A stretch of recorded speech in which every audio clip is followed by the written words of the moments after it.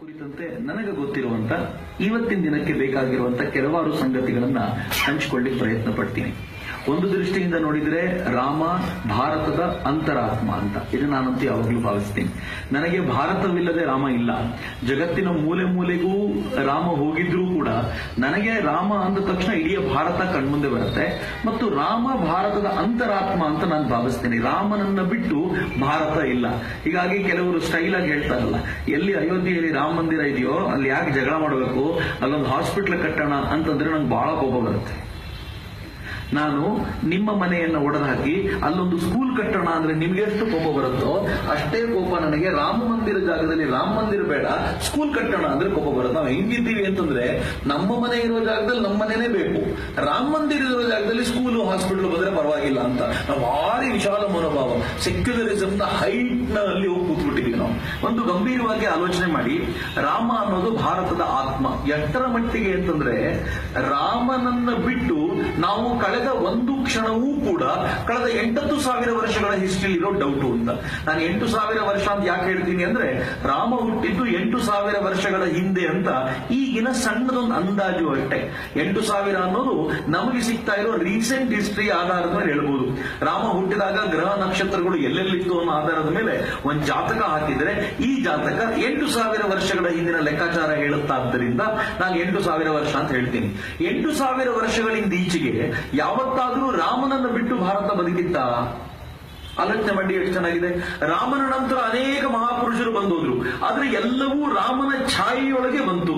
ರಾಮ ಎಷ್ಟರ ಮಟ್ಟಿಗೆ ವ್ಯಾಪಕವಾಗಿ ಹಾಸುಹೊಕ್ಕಾಗಿದ್ದಾನೆ ಅಂತಂದ್ರೆ ದಾರಿಯಲ್ಲಿ ಏನಾದ್ರೂ ಉತ್ತರ ಭಾರತದಲ್ಲಿ ಯಾರಾದ್ರೂ ಸಿಕ್ಕಿದ್ರೆ ಜಯರಾಮ್ ಜೀಕಿ ಅಂತಾರೆ. ಅದಕ್ಕೂ ಇದಕ್ಕೂ ಸಂಬಂಧವೇ ಇಲ್ಲ. ನಾವೇಗೆ ಹಾಯ್ ಅಂತೀವೋ ಬೆಂಗಳೂರಿನಲ್ಲಿ ಇಂಗ್ಲಿಷ್ ಕಲ್ತವರು, ಹಾಗೆ ಬಿಹಾರದಲ್ಲಿ ಉತ್ತರ ಪ್ರದೇಶದಲ್ಲಿ ಎದುರಿಗೆ ಯಾರು ಸಿಕ್ಕಿದ್ರು ಜಯರಾಮ್ ಜೀಕಿ ಅಂತಾರೆ, ಜೈ ಶ್ರೀರಾಮ್ ಜೀಕಿ ಅಂತಾರೆ. ರಾಮ ಹೇಳ್ತು ಟಾಟಾ ಮಾಡುವಾಗ ಇವತ್ತಿಗೂ ನಮ್ಗೆ ಅಭ್ಯಾಸ ಇದೆ. ನಮ್ಮ ಮಕ್ಕಳಿಗೆ ನಾವು ಟಾಟಾ ಅಂತ ಹೇಳ್ಕೊಟ್ಟಿದೀವಿ. ಏನ್ ಅರ್ಥವೋ ಗೊತ್ತಿಲ್ಲ ಅದರದ್ದು. ಟಾಟಾ ಮಾಡೋದ್ರ ಅರ್ಥ ಏನು ಅಂತ ಗೊತ್ತಿಲ್ಲ, ಆದ್ರೆ ಟಾಟಾ ಮಾಡ್ತೀವಿ ಹೋಗುವ ಅಂತ ಅರ್ಥ. ಆದ್ರೆ ನಮ್ಮ ಮನೆಗಳಲ್ಲಿ ಇವತ್ತಿಗೂ ಅಭ್ಯಾಸ ಇದೆ, ನನಗೂ ಅಭ್ಯಾಸ ಇದೆ, ನನಗೆ ಸಂಘ ಹೇಳ್ಕೊಟ್ಟಿದೆ. ಟಾಟಾ ಮಾಡೋದಲ್ಲ, ನಿನ್ ಕೈ ಆಡಿಸ್ಬೇಕಾದ್ರೆ ಒಮ್ಮೆ ರಾಮ್ ರಾಮ್ ಹೇಳು ಅಂತ. ರಾಮನ ಹೆಸರು ಈ ನೆಪದಲ್ಲಾದ್ರೂ ಬರಲಿ ಅಂತ. ಏನ್ ಚೆನ್ನಾಗಿದೆ, ಹಾಸುಹೊಕ್ಕಾಗಿದೆ ಭಾರತದಲ್ಲಿ ರಾಮ ಅಂತ.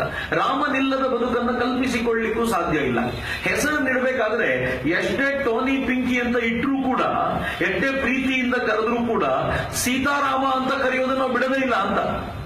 ಶ್ರೀರಾಮ್ ಅನ್ನೋ ಹೆಸರನ್ನು ನಾವು ಬಿಟ್ಟಿರ್ಲಿಕ್ಕೆ ಸಾಧ್ಯವೇ ಇಲ್ಲ ಅಂತ.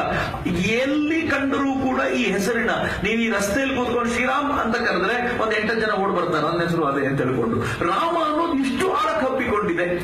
ರಾಮ ಎಷ್ಟು ವ್ಯಾಪಕವಾಗಿ ಹಬ್ಬಿಕೊಂಡಿದೆ ಅಂತಂದ್ರೆ ರಾಮನನ್ನ ನಾವು ಎಲ್ಲ ದಿಕ್ಕಿನಲ್ಲೂ ಕೂಡ, ಎಲ್ಲ ಅವತಾರಗಳಲ್ಲೂ, ಎಲ್ಲ ಚಿಂತನೆಯಲ್ಲೂ ಕೂಡ ಅವನ ವ್ಯಕ್ತಿತ್ವವನ್ನು ಬಳಸ್ಕೊಂಡು ಬಂದಿರೋದ್ರಿಂದ ರಾಮನನ್ನು ಬಿಟ್ಟು ಭಾರತವನ್ನ ಕಲ್ಪಿಸಿಕೊಳ್ಳಿಕ್ಕೆ ಸಾಧ್ಯವೇ ಇಲ್ಲ. ಹೀಗಾಗಿ ಆರಾಮವಾಗಿರ್ಬೇಕು ಅಂದಾಗಲೂ ಕೂಡ ಅಲ್ಲೊಬ್ಬ ರಾಮ ಬೇಕೇ ಬೇಕು ಅನ್ನೋದನ್ನ ಮರೀಲಿಕ್ಕಾಗಲ್ಲ ಅಂತ. ಆ ರಾಮ ಬೇಕು ಅಂದಾಗಲೇ, ಆ ರಾಮ ಸಿಕ್ಕಾಗಲೇ ನಮಗೂ ಆರಾಮ ಇರೋದು ಅಂತ ನಾವೆಲ್ಲ ಭಾವಿಸೋದು ಅಂತ. ಎಷ್ಟು ಇಂಟರ್ ಕನೆಕ್ಟೆಡ್ ಒಂದಕ್ಕೊಂದು. ಇದು ಬರೀ ಭಾರತಕ್ಕಲ್ಲ. ನಾನು ಇತ್ತೀಚೆಗೆ ಒಂದು ಆರ್ಟಿಕಲ್ ಸೀರೀಸ್ ಅನ್ನು ಬರಿಬೇಕಾದಾಗ ನಾನು ಸುಮ್ಮನೆ ಯೋಚನೆ ಮಾಡ್ತಿದ್ದೆ, ಜಗತ್ನಲ್ಲಿ ಎಲ್ಲೆಲ್ಲಿ ರಾಮ ಹುಟ್ಟಿದ್ದೀವಿ ಅಂತ. ನಾವೆಲ್ಲ ಹೇಳ್ತೀವಲ್ಲ, ಬುದ್ಧನ ಚಿಂತನೆಗಳು ಜಗದ್ವ್ಯಾಪಿಯಾಗಿವೆ, ಹೀಗಾಗಿ ಬುದ್ಧ ಚಿಂತನೆಗಳು, ನಾನು ಬುದ್ಧನ ವಿರೋಧಿ ಅಂತ ತಿಳ್ಕೊಳ್ಬೇಡಿ, ಆದ್ರೆ ಚಿಂತನೆಗಳು ಜಗದ್ವ್ಯಾಪಿ ಆಗೋದರ ದೃಷ್ಟಿಯಿಂದಲೇ ಆ ಚಿಂತನೆಗಳ ವೈಶಾಲ್ಯತೆ ಇದೆ ಅಂತ ಭಾವಿಸೋದಾದ್ರೆ ರಾಮ ಮುಟ್ಟಿದಷ್ಟು ಜಗತ್ತಿನ ಮೂಲೆಯನ್ನ ಇನ್ಯಾರು ಮುಟ್ಟಿರೋದು ನನಗೆ ಅನುಮಾನ ಇದೆ. ಅದು ಅತ್ಯಂತ ವಿಶೇಷ ರೂಪದಲ್ಲಿ. ನೀವು ಇವತ್ತಿಗೂ ಕೂಡ ಥೈಲ್ಯಾಂಡಿಗೆ ಹೋದ್ರೆ, ಥಾಯ್ಲ್ಯಾಂಡ್, ಅದು ನಮಗೂ ಅದಕ್ಕೂ ಸಂಬಂಧವೇ ಇಲ್ಲ ಅಂತ ತಿಳ್ಕೊಳ್ತೀವಿ.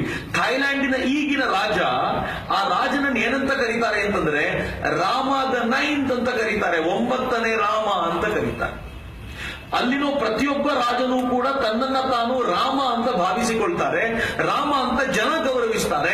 ಆದ್ರೆ ಅವನು ಹೇಗಿರ್ತಾನೆ ಅಂತಂದ್ರೆ ಅವನು ಹೇಳ್ತಾನೆ, ಹೇಗೆ ಭರತ ರಾಮ ಕಾಡಿಗೆ ಹೋದಾಗ ಪಾದುಕೆಯನ್ನಿಟ್ಟು ಆಚರಣೆ ಮಾಡಿದ್ನೋ, ರಾಮರಾಜ್ಯ ಸ್ಥಾಪನೆ ಮಾಡಿದ್ನೋ, ಹಾಗೆ ನಾನೂ ಕೂಡ ರಾಮ ಅಂತ ನೀವು ಕರಿಬಹುದು, ಆದ್ರೆ ಭರತನಾಗಿ ರಾಮರಾಜ್ಯವನ್ನು ತರುವ ಪ್ರಯತ್ನ ಮಾಡ್ತೀನಿ ಅಂತ ಥೈಲ್ಯಾಂಡಿನ ರಾಜ. ಈಗ ಅವನಿಗೆ ಆ ಪ್ರಜ್ಞೆ ಎಲ್ಲ ಮರೆತಿರಬಹುದು, ಆದ್ರೆ ಇವತ್ತಿಗೂ ಜನ ಅವನನ್ನು ರಾಮ ಅಂತ ಕರೆಯೋದು ಬಿಡೋದಿಲ್ಲ. ಏನು ವಿಚಿತ್ರವಾಗಿದೆ.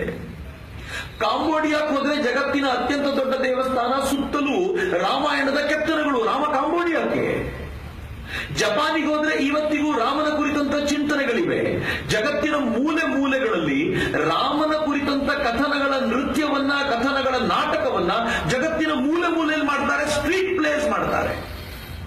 ನನಗೆ ಆಶ್ಚರ್ಯ ಆಯ್ತು ವಿಚಾರ ಕೇಳಿದಾಗ. ಉಜ್ಬೇಕಿಸ್ತಾನದ ನ್ಯಾಷನಲ್ ಪೋಯೆಟ್ ಮೊಹಮ್ಮದ್ ಇಬ್ನ್, ನನಗೆ ಹೆಸರು ಗೊತ್ತಿಲ್ಲ, ಪೂರ್ತಿ ಹೆಸರು ಗೊತ್ತಿಲ್ಲ, ಆ ವ್ಯಕ್ತಿ ಉಜ್ಬೇಕಿಸ್ತಾನದ ನ್ಯಾಷನಲ್ ಪೋಯೆಟ್ ಇಡೀ ರಾಮಾಯಣವನ್ನ ತಾನು ಓದಿ ರಾಮಾಯಣದ ಅಷ್ಟು ಶ್ಲೋಕಗಳನ್ನ ಉಜ್ಬೇಕಿಸ್ತಾನದ ತನ್ನ ಭಾಷೆಗೆ ಅನುವಾದಿಸಿ ಅದನ್ನು ಅಲ್ಲಿನ ಜನರಿಗೆ ಪರಿಚಯಿಸುವ ಪ್ರಯತ್ನ ಮಾಡಿದ ಅಂತ. ಮುಸಲ್ಮಾನ್ ರಾಷ್ಟ್ರ ಉಜ್ಬೇಕಿಸ್ತಾನ, ಅಲ್ಲಿ ರಾಮಾಯಣ ಹಾಸುಹೊಕ್ಕು, ರಾಮ ಎಷ್ಟು ವ್ಯಾಪಕವಾಗಿದ್ದಾನೆ. ಜಗತ್ತಿನ ಮೂಲೆ ಮೂಲೆಗೆ ನಾವಿವತ್ತು ರಾಮ ಬೇಕೋ ಬೇಡೋ ಅಂತ ಚರ್ಚೆ ಮಾಡಬಹುದು. ಜಗತ್ತಿನ ಮೂಲೆ ಮೂಲೆಗೆ ಭಾರತದ ರಾಮ ಬೇಕು. ಈ ರಾಮ ದೇವರಾಗಿಯೇ ಬೇಕಾ? ಅದು ನಂಗೆ ಗೊತ್ತಿಲ್ಲ. ಇದು ಬಹಳ ಗಂಭೀರವಾದ ಪ್ರಶ್ನೆ. ರಾಮ ದೇವರು ಅನ್ನೋ ಪ್ರಶ್ನೆ ಇಟ್ಕೊಂಡೆ ನಾನೊಂದು ದೊಡ್ಡ ವಿಚಾರವನ್ನ, ರಾಮನನ್ನ ಇಷ್ಟು ಅಕ್ಸೆಪ್ಟ್ ಮಾಡುವಂತೆ ಭಾರತೀಯರು ಏನ್ ಮಾಡಿದ್ರು, ಹೇಗೆ ಜಗತ್ತು ಅಕ್ಸೆಪ್ಟ್ ಮಾಡ್ಕೊಳ್ತು ಅಂತಂದ್ರೆ, ಅದೊಂದು ಸುಂದರವಾದ ಕಾವ್ಯ ರೂಪದಲ್ಲಿ ರಾಮನ ಕಥನ ಬಂತಲ್ಲ, ಇಡೀ ಜಗತ್ತು ಆ ಕಾವ್ಯದ ರಸಾಸ್ವಾದನೆಯಲ್ಲಿ ಹೇಗೆ ಮುಳುಗೋಯ್ತು ಅಂತಂದ್ರೆ, ಮುಳುಗಿರುವಂತ ಜಗತ್ತು ಇನ್ನೂ ಆ ರಸಾಸ್ವಾದನೆಯಿಂದ ಹೊರಗಡೆಯೇ ಬಂದಿಲ್ಲ. ನಾನು ಕುವೆಂಪು ಅವರ ರಾಮಾಯಣವನ್ನು ಓದ್ತಿದ್ದೆ. ಅವರು ವಾಲ್ಮೀಕಿ ರಾಮಾಯಣವನ್ನು ಬರೆದಿದ್ದಾರೆ, ತುಂಬಾ ಸುಂದರವಾಗಿ ಬರೆದಿದ್ದಾರೆ. ಆ ವಾಲ್ಮೀಕಿ ರಾಮಾಯಣದ ಆರಂಭದಲ್ಲಿ ತುಂಬಾ ಚೆನ್ನಾಗಿ ಬರೀತಾರೆ. ಅದ್ರಲ್ಲಿ ಏನ್ ಹೇಳ್ತಾರೆ ಕುವೆಂಪು, ಅಕಸ್ಮಾತ್ ನೀವೇನಾದ್ರೂ ತುಂಬಾ ಬುದ್ಧಿವಂತಿಕೆಯನ್ನು ಬಳಸಿ ಕೂತ್ಕೊಂಡು ವಾಲ್ಮೀಕಿ ರಾಮಾಯಣ ಓದ್ತಾ, ಮಂಗಗಳು ಮಾತಾಡ್ತಾವ, ಕರಡಿ ಮಾತಾಡ್ತಾವ, ಇದೆಲ್ಲ ಸಾಧ್ಯ ಇದೆಯಾ? ಮಂಗಗಳು ಅಗಾಧವಾಗಿ ಬೆಳೆದು ನಿಲ್ಲಕ್ಕೆ ಸಾಧ್ಯ ಇದೆಯಾ? ಕಲ್ಲು ಬಂಡಿ ಏನಾದ್ರೂ ಹೊತ್ತಾಕ್ಲಿಕ್ಕೆ ಸಾಧ್ಯನಾ? ಇದೆಲ್ಲವೂ ಕಲ್ಪನೆ, ಕಟ್ಟುಕತೆ ಅಂತ ನೀವೇನಾದ್ರೂ ರಾಮಾಯಣ ಓದ್ಲಿಕ್ಕೆ ಕೂತ್ರೆ ನಿಮಗೆಲ್ಲ ಚಿಕ್ಕ ಮಕ್ಕಳು ನಗಬಹುದಾದಂತ ವಿಚಿತ್ರವಾದ ಕಥೆಗಳು ಸಿಗ್ತವೆ ಅಂತ. ಆದ್ರೆ ಕಾವ್ಯದ ರಸಾಸ್ವಾದನೆ ಅಂತ ಕೂತ್ರೆ ಜಗತ್ತಿನ ಅತ್ಯಂತ ಶ್ರೇಷ್ಠ ಕಾವ್ಯವೂ ಕೂಡ ಮಂಡಿಯೂರಿ ಕುಳಿತುಕೊಳ್ಳಬೇಕಾದ ಶ್ರೇಷ್ಠ ಕಾವ್ಯ ನಿಮ್ಮ ಎದುರಿಗೆ ಅನಾವರಣಗೊಳ್ಳುತ್ತೆ ಅಂತ. ಏನ್ ಸುಂದರವಾಗಿದೆ ಪರಿಕಲ್ಪನೆ ಅಂತ. ರಾಮನ ಬದುಕು ಒಂದು ಕಾವ್ಯ, ರಾಮನ ಬದುಕು ಒಂದು ಸುಂದರವಾದ ಕಾವ್ಯದ ನಿರೂಪಣೆ. ಅದನ್ನು ಮಾಡಿದ್ದು ವಾಲ್ಮೀಕಿಯವರು. ಕುವೆಂಪು ಅವರೇ ತುಂಬಾ ಚೆನ್ನಾಗಿ ಹೇಳ್ತಾರೆ. ಕುವೆಂಪು ಹೇಳ್ತಾರೆ, ಅವರ ಆಲೋಚನಾ ಶೈಲಿಯೇ ಚಂದ. ನಾನು ಓದ್ತಾ ಎಷ್ಟು ಬಾರಿ ಎಷ್ಟು ವಿಚಾರಗಳನ್ನು ಅಂಡರ್ಲೈನ್ ಮಾಡಬೇಕು ಅಂತ ಅನ್ನಿಸ್ತು ಅಂದ್ರೆ ಅಂಡರ್ಲೈನ್ ಮಾಡೋದು ಬಿಟ್ಟೆ, ಕೊನೆಗೆ ಎಲ್ಲವೂ ಅಂಡರ್ಲೈನ್ ಮಾಡಬೇಕಾಗಿರೋ ಯೋಗ್ಯತೆ ಇರುವಂತದ್ದು. ಅವ್ರು ಹೇಳ್ತಾರೆ, ವಾಲ್ಮೀಕಿ ಬೇಡ ಆಗಿದ್ದು ಒಳ್ಳೇದಾಯ್ತು. ವಾಲ್ಮೀಕಿ ಬೇರೆ ಕುಲದಲ್ಲಿ ಹುಟ್ಟಿ ಬಂದಿದ್ರೆ ಆತನಿಗೆ ಇಷ್ಟು ಸುಂದರ ಕಾವ್ಯ ಸೃಜಿಸಲಿಕ್ಕೆ ಸಾಧ್ಯವಾಗಿರ್ತಿರ್ಲಿಲ್ಲ ಅಂತ. ವಾಲ್ಮೀಕಿ ಬೇಡನಾಗಿದ್ದು ಒಳ್ಳೇದಾಯಿತು. ಬಹಳ ಚೆನ್ನಾಗಿದೆ ಇದು. ಅದಕ್ಕೆ ಒಂದು ರೀಸನ್ ಇದೆ. ನೀವು ಯಾರಾದ್ರೂ ಒಬ್ಬ ಬ್ರಾಹ್ಮಣ ಸುಂದರವಾದ ಕಾದಂಬರಿ ಬರೆದ್ರೆ ಆ ಕಾದಂಬರಿಯಲ್ಲಿ ಬಹುತೇಕ ಭಾಗ ಊಟ ತಿಂಡಿ ಬಗ್ಗೆ ಬಹಳ ಇರುತ್ತೆ.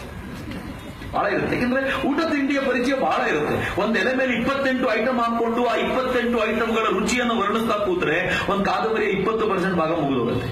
ಆದ್ರೆ ಅದೇ ಒಬ್ಬ ದಲಿತ ಕಾದಂಬರಿ ಬರೆದ್ರೆ ಹಸಿವಿನ ಬಗ್ಗೆನೇ 20% 30% ಇರುತ್ತೆ. ಯಾಕಂದ್ರೆ ಊಟವನ್ನೇ ನೋಡಿರ್ಲಿಲ್ಲ ಅಂತ. ಕಾದಂಬರಿ ಬರೆಯುವಾಗಲೂ ಗೊತ್ತಾಗುತ್ತೆ. ನೀವೊಂದು ಕಾದಂಬರಿಯನ್ನು ಓದ್ತಾ ಹೋದ್ರೆ ಇದನ್ನು ಬರೆದಿರೋದು ಯಾರು ಅಂತ ಅಂದಾಜು ಮಾಡಬಹುದು ಅಂತ ನನಗೊಬ್ರು ಹಿರಿಯರು ಯಾವಾಗ್ಲೂ ಹೇಳ್ತಿದ್ರು. ತಮಾಷೆ ಅನಿಸಿದ್ರು. ನಾನು ಅನೇಕ ಬಾರಿ ಇದನ್ನು ಓದ್ತಾ ಗಮನಿಸಿದ್ದೀನಿ. ಇದನ್ನ ಕುವೆಂಪು ಹೇಳ್ತಾರೆ, ಅವನು ಬೇಡನಾಗಿದ್ದು ಬಹಳ ಒಳ್ಳೇದಾಯ್ತು. ಯಾಕೆಂದ್ರೆ ಅವನಿಗೆ ಬೇಡನಾಗಿದ್ದರಿಂದ ಕಾಡಿನ ಮೂಲೆ ಮೂಲೆ ಪರಿಚಯನೂ ಇತ್ತು, ಅವನಿಗೆ ಕ್ರೌರ್ಯದ ಪರಿಚಯವೂ ಇತ್ತು.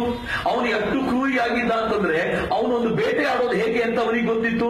ಈ ಬೇಟೆಯಾಡುವಾಗ, ಇಲ್ಲಿ ಕಳ್ಳತನ ಮಾಡುವಾಗ ಪ್ರತಿಯೊಂದನ್ನು ಮೂಲೆ ಮೂಲೆ ಅಲ್ಲದು ಇಡೀ ಕಾಡನ್ನ ಹೇಗೆ ಅರ್ಥೈಸಿಕೊಂಡಿದ್ದ ಅಂತಂದ್ರೆ, ರಾಮಾಯಣದಲ್ಲಿ ರಾಮ ತಿರುಗಾಡುವಾಗ ಕಾಡಿನ ಎಲೆಯನ್ನ ಮಾತನಾಡಿಸೋದು, ಕಾಡಿನ ಮರಗಳು, ಕಾಡಿನ ಬಳ್ಳಿಗಳು, ಇವೆಲ್ಲವನ್ನು ರಾಮ ಮಾತನಾಡಿಸ್ತಾ ಹೋಗ್ತಾನಲ್ಲ. ಇದೊಂದು ಸುಂದರವಾದ ಕಾವ್ಯದ ರೂಪ ಯಾಕೆ ಪಡ್ಕೊಂಡಿದೆ ಅಂತಂದ್ರೆ ಅದನ್ನೊಬ್ಬ ಬೇಡಬಾರದ ಅಂತ. ಏನ್ ಚೆನ್ನಾಗಿದೆ ಕಲ್ಪನೆ ಅಂತ.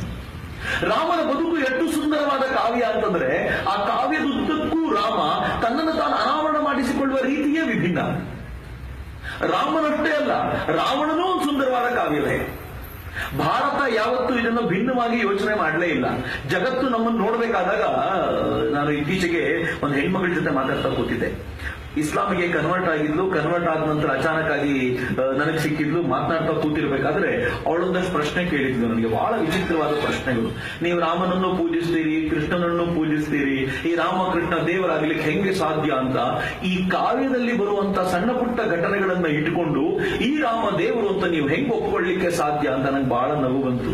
ಯಾವ ಕಾವ್ಯವನ್ನ, ಯಾವ ಆಸ್ವಾದನೆಗೆ ಅಂತ ಬರೆದ ಕಾವ್ಯವನ್ನ, ರಾಮನ ಪುರುಷೋತ್ತಮ ವ್ಯಕ್ತಿತ್ವಗಳನ್ನ ಪಕ್ಕಕ್ಕಿಟ್ಟು ಆಸ್ವಾದನೆಗೆ ಅಂತ ಬರೆದ ಕಾವ್ಯದಲ್ಲಿರುವಂತಹ ಲೂಪೋಲುಗಳನ್ನು ತಿಳ್ಕೊಂಡೆ ನೀನ್ ಇದನ್ನ ಮಾತನಾಡ್ತಿದೀಯಾ. ನಾನಂದ್ರೆ ಯಾವ ಧರ್ಮ ಗ್ರಂಥವನ್ನು ಅನುಸರಿಸಬೇಕು ನೀನು ಹೋಗಿದೆಯೋ ಅದನ್ನು ಮುಂದಿಟ್ಟುಕೊಂಡ್ರೆ ಧರ್ಮ ಗ್ರಂಥದ ಪ್ರತಿಯೊಂದು ಸಾಲಿನಲ್ಲೂ 4 ಪ್ರಶ್ನೆ ಹುಟ್ಟಿಸಬಲ್ಲೆ. ಆದ್ರೆ ಪ್ರಶ್ನೆ ಹುಟ್ಟಿಸಿದ್ರೆ ತಲೆ ಕಡಿತಾರೆ ಅಂತ ಹೇಳಿರೋದ್ರಿಂದ ಪ್ರಶ್ನೆ ಕೇಳುವ ಧೈರ್ಯ ಯಾವನಿಗೂ ಇಲ್ಲ. ಎಲ್ಲರೂ ಬಾಯಿ ಮುಚ್ಕೊಂಡು ಟೈಮಿಗೋಸ್ಕರ ವೇಟ್ ಮಾಡ್ತಿದ್ದಾರೆ ಅಂತ. ಆದ್ರೆ ನನ್ನ ಧರ್ಮದ ವೈಶಿಷ್ಟ್ಯ ಏನ್ ಗೊತ್ತೇನು, ನಾವೊಂದು ಕಾವ್ಯ ಸೃಜಿಸ್ತೀವಿ, ಈ ಕಾವ್ಯವನ್ನ ನಿಮಗಿಷ್ಟ ಬಂದಂತೆ ನೀವೊಂದು ಕಾವ್ಯದ ರೂಪದಲ್ಲಿ ಬರೀಬಹುದು ಅಂತ. ಏನ್ ಫ್ರೀಡಮ್ ಇದೆ ರೀ. ರಾಮನ ಬದುಕನ್ನ ದರ್ಶನ ಪಡೆದುಕೊಂಡ ಪ್ರತಿಯೊಬ್ಬರು, ರಾಮನ ಬದುಕನ್ನ ಅರ್ಥೈಸಿಕೊಂಡ ಪ್ರತಿಯೊಬ್ಬರು ತನ್ನದೇ ಆದ ರೂಪದಲ್ಲಿ ಒಂದು ಕಾವ್ಯವನ್ನು ಬರೆಯುವ ಸಾಮರ್ಥ್ಯ ಇದೆಯಲ್ಲ, ಇದು ಹಿಂದೂ ಧರ್ಮ ನಮಗೆ ಕೊಟ್ಟಿರುವಂತ ಫ್ರೀಡಮ್ ಅಂತ. ಹಿಂದೂ ಧರ್ಮ ಎಷ್ಟರ ಮಟ್ಟಿಗೆ ಫ್ರೀಡಮ್ ಕೊಟ್ಟಿದೆ ಅಂತಂದ್ರೆ ಈ ಫ್ರೀಡಮ್ಮೇ ತುಂಬಾ ವಿಶಿಷ್ಟವಾಗಿರುವಂತದ್ದು. ಏನ್ ಸುಂದರವಾದ ಕಾವ್ಯಮಯವಾದ ಬದುಕು. ನನಗೆ ಇಡೀ ರಾಮಾಯಣದ ಬದುಕಿನಲ್ಲಿ, ರಾಮನ ಬದುಕಿನಲ್ಲಿ ನನಗೆ ತುಂಬಾ ಇಷ್ಟ ಆಗೋದು, ರಾಮ ಅವನು ಕಾಡಿಗೆ ಹೋಗೋ ಲೈಫೇ. ಇನ್ನೆಲ್ಲ ಲೈಫ್ ಕಾಮನ್. ಆದ್ರೆ ಕಾಡಿನ ಲೈಫ್ ಇರುತ್ತಲ್ಲ, ಸಾಮಾನ್ಯವಾದ್ದಲ್ಲ. ಯಾಕೆಂದ್ರೆ ಅದು ನಿಜಕ್ಕೂ ಕಾವ್ಯಕ್ಕೊಂದು ಶಕ್ತಿ ತುಂಬುವಂಥದ್ದು. ವಿವೇಕಾನಂದರ ಇಡೀ ಜೀವನದಲ್ಲಿ ಅತ್ಯಂತ ಶ್ರೇಷ್ಠವಾಗಿರುವ ಪಾರ್ಟ್ ಯಾವುದು ಅಂತಂದ್ರೆ, ವಿವೇಕಾನಂದರು ರಾಮಕೃಷ್ಣರ ದೇಹತ್ಯಾಗದ ನಂತರ ಬಾರಾನಗೌರ ಮಠದಿಂದ ಇಡೀ ದೇಶವನ್ನ ವ್ಯಾಪಕವಾಗಿ ಸುತ್ತುತ್ತಾರಲ್ಲ, ಸುತ್ತುವಾಗ ಇಲ್ಲಿರುವಂತಹ ಭಿನ್ನ ಭಿನ್ನ ಜನಾಂಗಗಳ ಪರಿಚಯ ಆಗುತ್ತಲ್ಲ, ಅದೊಂದು ಅದ್ಭುತವಾದ ಕಾವ್ಯ ಅಂತ. ನೀವು ಯಾವಾಗಲಾದ್ರೂ ರಾಮ ಕಾಡಿಗೆ ಹೋಗೋದ್ರಿಂದ ಹಿಡಿದು ಸೀತೆಯನ್ನು ವಾಪಸ್ ಕರ್ಕೊಂಡು ಬರೋದ್ರೊಳಗೆ ಒಮ್ಮೆ ಓದಿ ನೋಡಿ, ಏನ್ ಸುಂದರವಾದ ಕಾವ್ಯಾತ್ಮಕ ಶೈಲಿ ಅನಾವರಣ. ಹಂಗಂತ ವಾಲ್ಮೀಕಿ ಎಲ್ಲೂ ರಾಮನನ್ನ ಒಬ್ಬ ದೇವ ರೂಪಿಯಾಗಿ ಸೃಷ್ಟಿಸಲೇ ಇಲ್ಲ. ತುಂಬಾ ಚೆನ್ನಾಗಿದೆ. ನಾನು ಇತ್ತೀಚೆಗೆ ಓದ್ತಾ ಇದ್ದೆ, ಡೇವಿಡ್ ಫ್ರಾಲಿನು ಇದನ್ನ ಇನ್ನೊಂದು ರೂಪದಲ್ಲಿ ಹೇಳ್ತಾರೆ. ರಾಮಾಯಣ ಎಷ್ಟು ಸುಂದರವಾಗಿದೆ ಅಂತಂದ್ರೆ, ರಾಮನ ತಂದೆ ದಶರಥ ಅಂತೆ, ತಾಯಿ ಕೌಸಲ್ಯೆ, ರಾಮ. ರಾಮ ಅಂದ್ರೆ ಅರ್ಥ ಏನು ಅಂತ ಕೇಳಿದ್ರೆ, ರಾ ಅಂದ್ರೆ ಬೆಳಕು, ಮ ಅಂದ್ರೆ ಅಂತರಂಗದ್ದು. ಅಂತರಂಗದ ಬೆಳಕನ್ನ ರಾಮ ಅಂತ ಕರೀತಾರಂತೆ. ರಾಮನ ದರ್ಶನವಾಗುವುದು ಅಂತಂದ್ರೆ ಅಂತರಂಗದ ಬೆಳಕನ್ನ ದರ್ಶನ ಮಾಡಿಕೊಳ್ಳುವುದು. ಸುಮ್ಮನೆ ಅರ್ಥಗಳನ್ನು ಗಮನಿಸ್ತಾ ಹೋಗಿ. ರಾಮ ಅಂದ್ರೆ ಅಂತರಂಗದ ಬೆಳಕು, ದಶರಥ ಅಂದ್ರೆ 10 ರಥವನ್ನ ಏಕಕಾಲಕ್ಕೆ ಓಡಿಸಬಲ್ಲಂತ ಸಾಮರ್ಥ್ಯ ಇದ್ದವನು ದಾಶರಥಿ ಅಂತ. ದಾಶರಥಿ ರಾಮ, ಆದ್ರೆ ದಶರಥ 10 ರಥಗಳ ಮೇಲೆ ನಿಂತ್ಕೊಂಡು ಯುದ್ಧ ಮಾಡಬಲ್ಲಂತ, ಓಡಿಸಬಲ್ಲಂತ ಸಾಮರ್ಥ್ಯ ಇದ್ದವನು. 10 ರಥ ಅಂದ್ರೆ ಯಾವುದು ಅಂದ್ರೆ 5 ಪಂಚೇಂದ್ರಿಯಗಳು, 5 ಕರ್ಮೇಂದ್ರಿಯಗಳು, ಈ 10 ರಥಗಳನ್ನು ಓಡಿಸಬಲ್ಲವನು ಅಂತ. ಎಷ್ಟು ಚೆನ್ನಾಗಿದೆ ನೋಡಿ. ರಾಮನ ತಾಯಿ ಕೌಸಲ್ಯ. ಕೌಸಲ್ಯ ಅಂತಂದ್ರೆ ಕುಶಲತೆ, ಕೌಶಲ್ಯ, ಸ್ಕಿಲ್ ಡೆವಲಪ್ಮೆಂಟ್ ಅಂತ ಏನ್ ಹೇಳ್ತಾರಲ್ಲ, ಅದು ರಾಮನ ತಾಯಿ ಹೆಸರು.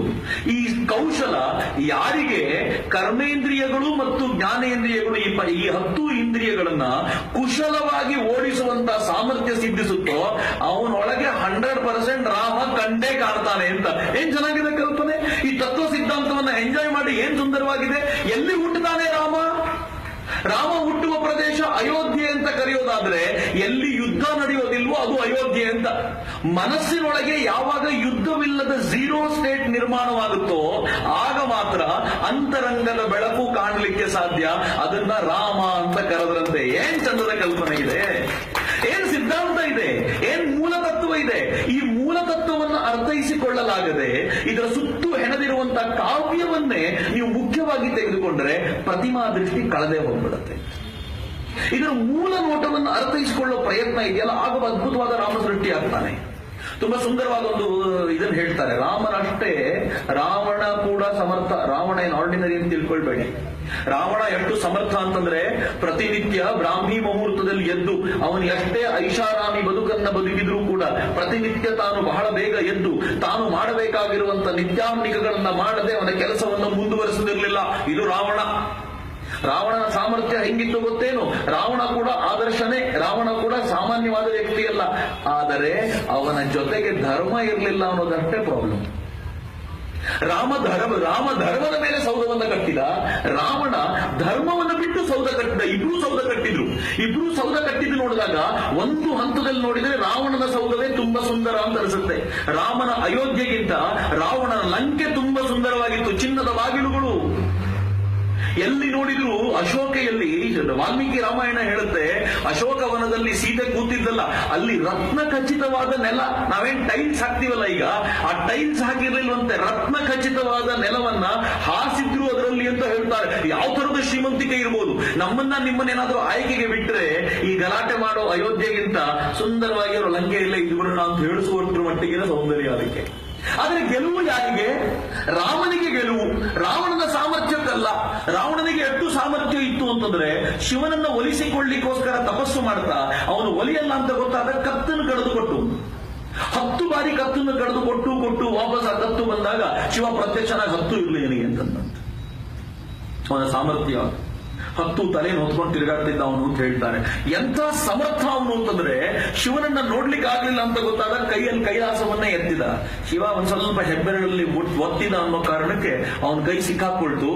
ಆಗ ಅವನು ತನ್ನ ದೇಹದ ನರಗಳನ್ನೇ ತೆಗೆದು ಅದನ್ನೇ ವೀಣೆ ಮಾಡಿ ನುಡಿಸಿದ್ನಂತೆ. ಒಂದು ಸಾಧಾರಣವಾದ ಆರ್ಡಿನರಿ ವೀಣಾ ಪ್ಲೇಯರ್ ಅಂತ ತಿಳ್ಕೊಳ್ಬೇಡಿ, ಸಮರ್ಥವಾದ ವೀಣಾ ಪ್ಲೇಯರ್ ಅವನು. ಶಿವ ಸಂತೃಪ್ತನಾಗಿ ಎದುರಿಗೆ ಬಂದು ಕೇಳಿದ್ದನ್ನೆಲ್ಲ ತಗೊಂಡು ಹೋಗುವನ್ನೋಟ್ರ ಮಟ್ಟಿಗಿನ ಶ್ರೇಷ್ಠ ಭಕ್ತ ಅವನು. ಹೇಗಿದ್ದಿರ್ಬೋದು ಅವನ ಸಾಮರ್ಥ್ಯ. ಒಂದೇ ಒಂದು ಕೊರತೆ ಅವನಿಗೆ ಇದ್ದಿದ್ದೇನು ಅಂದ್ರೆ ಧರ್ಮದ ಮಾರ್ಗದಲ್ಲಿ ನಡೆಯಲಿಲ್ಲ ಅವನು ಧರ್ಮದ ಮಾರ್ಗದಲ್ಲಿ. ಅದು ಬಹಳ ಮಜವಾಗಿದೆ. ನೀವು ರಾಮಾಯಣ ಓದಬೇಕು ಮತ್ತು ಮುಂದಿನ ಪೀಳಿಗೆ ಬೋಧಿಸಬೇಕು. ಎಷ್ಟು ಸುಂದರವಾದ ಧರ್ಮದ ಕಲ್ಪನೆ ಅಂತಂದ್ರೆ ಆ ಧರ್ಮದ ಕಲ್ಪನೆಯಲ್ಲಿ ಅವನು ಹೇಳ್ತಾನೆ, ಸೀತೆಗೆ ಬಂದು ಹೇಳ್ತಾನೆ, ಅಶೋಕವನದಲ್ಲಿ ಕೂತಿರುವಂತ ಸೀತೆಗೆ ರಾವಣ ಬಂದು ಹೇಳ್ತಾನೆ, ನೋಡು ನಾನು ರಾಕ್ಷಸ ಕುಲಕ್ಕೆ ಸೇರಿದವನು. ರಾಕ್ಷಸ ಕುಲದಲ್ಲಿ ಬೇರೆಯವರ ಹೆಂಡತಿನ ಅಪಹರಿಸ್ಕೊಂಡು ಬರೋದಕ್ಕೆ ಸಹಮತಿ ಇದೆ, ಹೀಗಾಗಿ ನಾನು ಅಧರ್ಮ ಮಾರ್ಗಿ ಅಲ್ಲ ಅಂತ ಹೇಳ್ತಾನೆ. ಎಷ್ಟು ಚೆನ್ನಾಗಿದೆ ನೋಡಿ. ರಾವಣನಿಗೆ ಗೊತ್ತಿದ್ದ ಧರ್ಮವೂ ಹೇಗಿತ್ತು ಅಂತಂದ್ರೆ ನಾನು ಈ ದಿಕ್ಕಲ್ಲಿ ಬಂದಿರೋದ್ರಿಂದ ಅಧರ್ಮಿ ಅಲ್ಲ, ನೀ ನನ್ನನ್ನು ಒಪ್ಪಿಕೊಳ್ಬಹುದು ಅಂತ ಸೀತೆಯನ್ನು ಒಲಿಸುವಂತ ಪ್ರಯತ್ನ ಮಾಡ್ತಾನೆ. ಆದ್ರೆ ಒಟ್ಟಾರೆ ಸಮಾಜದ ಸ್ವಾಸ್ಥ್ಯದ ದೃಷ್ಟಿಯಿಂದ ಅವನ ಅಧರ್ಮದ ಕಾರ್ಯವನ್ನ ತಡೆಗಟ್ಟಲಿಕ್ಕೋಸ್ಕರ ರಾಮ ಹೊರಡಲೇಬೇಕು. ರಾಮ ಈ ಕಾವ್ಯವನ್ನ ಎಷ್ಟು ಸುಂದರಗೊಳಿಸಿದೆ ಅಂತಂದ್ರೆ ರಾಮಾಯಣವನ್ನು ಓದ್ತಾ ಅನೇಕ ಬಾರಿ ಅನ್ಸುತ್ತೆ ಏನ್ ಸುಂದರವಾಗಿದೆ ರಾಮಾಯಣ ಅನ್ನೋ ಈ ಮಹಾಕಾವ್ಯ ಅಂತ. ರಾಮ ಕಾಡಿನಲ್ಲಿ ಬರ್ತಿರ್ಬೇಕಾದ್ರೆ ಈ ಸುಗ್ರೀವನ ಸ್ಥಾನಕ್ಕೆ ಬರ್ತಾನೆ.